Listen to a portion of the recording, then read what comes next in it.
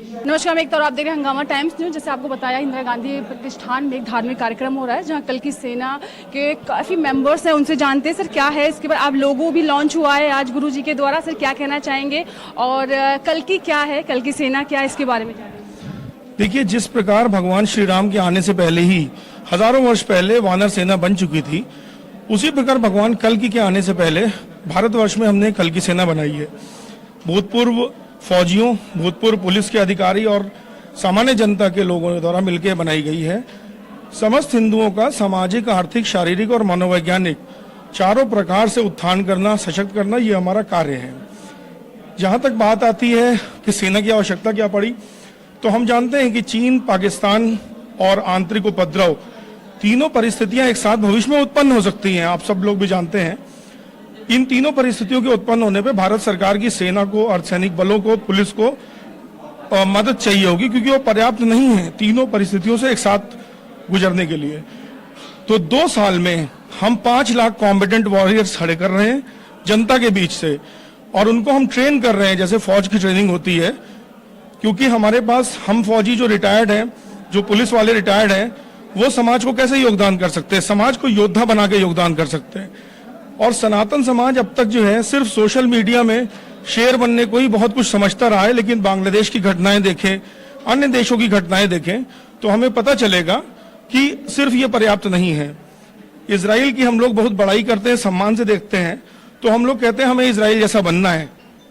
आज मैं आपके चैनल के माध्यम से सबको बताना चाहता हूं कि कल की सेना अगले 2 साल में अपने कॉम्पिटेंट वॉरियर्स खड़ा करके इजराइल से बेहतर इंफ्रास्ट्रक्चर बना के दिखाएगी। सिविलियन इंफ्रास्ट्रक्चर की बात कर रहा हूं, जो कि सक्षम होगा किसी भी खतरे से निपटने से। इससे हमारी सेनाओं को बॉर्डर पे ध्यान देने का ज्यादा समय मिलेगा, हमारे पुलिस बल को अपराध रोकने में मदद मिलेगी, और हमारे अर्धसैनिक बलों पे जो प्रेशर है वो भी दूर होगा। चुनाव करते हैं आप? देखिए, हमारी चयन प्रक्रिया में 2 प्रकार के मेंबर्स हैं। एक कहते हैं हम उनको कॉम्बिटेंट यानी युद्धक, और एक मेंबर है जिनको आयोधक कहते हैं।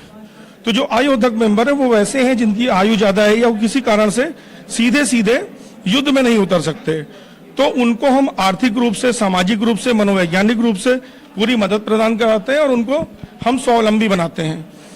जो हमारे 18 वर्ष से लेकर 55 वर्ष का ब्रैकेट है, जिसके स्त्री और पुरुष योद्धा के रूप में स्थापित किए जा सकते हैं, उनको हम ट्रेनिंग देते हैं। अगर उनको रोजगार की आवश्यकता है, रोजगार देते हैं, सशक्त बनाते हैं।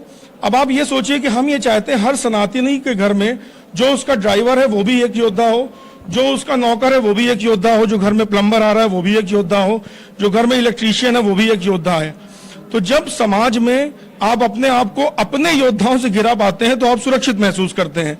आप एक महिला हैं, अगर आप रात में अंधेरे में कहीं जा रहे हैं और अगर आपको 4 फौजी दिख रहे हैं यूनिफॉर्म में या 4 पुलिस वाले दिख रहे हैं, आप अपने आप को सुरक्षित महसूस करते हैं, क्योंकि आपको पता है आपके आसपास योद्धा हैं।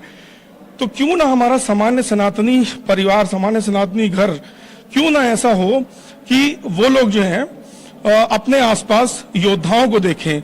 तो हम इसीलिए हम कहते हैं आपका ड्राइवर, आपका नौकर, सबको हमारे पास भेजिए। कैसे जुड़ेंगे वो लोग जो आपको देख रहे, रिटायर हो चुके हैं लेकिन उनके अंदर कुछ करने की अभी क्षमता है, कुछ करना चाहते हैं अभी? जी, हमारी वेबसाइट है www.kalkisena.co.in। उसमें हमारे हेल्पलाइन नंबर्स हैं। वैसे भी आप अगर गूगल में मेरा नाम विंग कमांडर पुष्कल द्विवेदी सर्च करेंगे या कल की सेना ऑफिशियल वेबसाइट सर्च करेंगे, सारे डिटेल्स आ जाएंगे। आप संपर्क करें और जुड़ें। और समस्त सनातनी समाज की हमको आवश्यकता है।